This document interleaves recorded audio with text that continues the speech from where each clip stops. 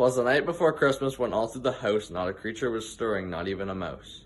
The stockings were hung by the chimney with care, in hopes that St. Nicholas soon would be there.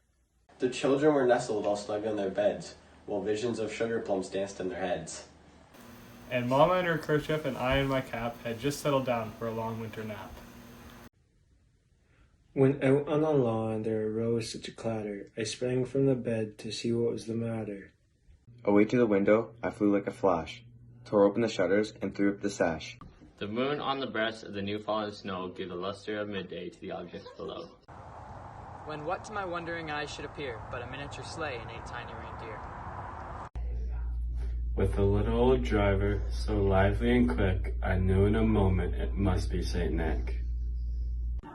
More rapid than eagles, his coursers they came, and he whistled and shouted and called them by name. Now Dasher, now Dancer, now Prancer and Vixen, on Comet and on Cupid, on Donner and Blitzen. To the top of the porch, to the top of the wall. Now dash away, dash away, dash away all. As dry leaves that before the wild hurricane fly, when they meet an obstacle, mount to the sky.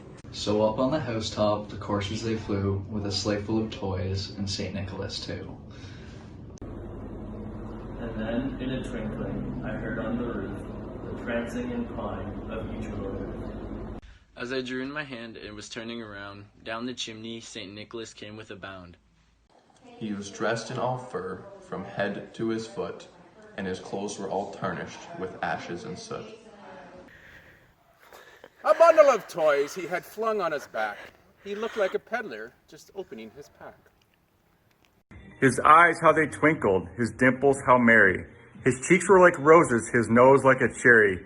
His droll little mouth was drawn up like a bow, and the beard of his chin was as white as the snow.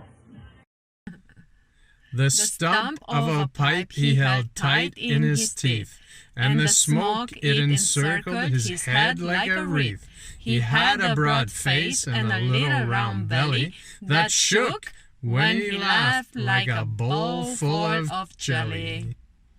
Merry Christmas. Merry Christmas. He was a chubby and plump, a right jolly old elf, and I laughed when I saw him in spite of myself. A wink of his eye and a twist of his head soon gave me to know I had nothing to dread. He spoke not a word, but went straight to his work, and filled all the stockings, then turned with a jerk, and laying his finger aside of his nose, and giving a nod up the chimney he rose. He sprang to his sleigh, to his team gave a whistle, and away they all flew, like the down of a thistle. But I heard him exclaim, as he drove out of sight, "Merry Christmas to all, and to all a good night."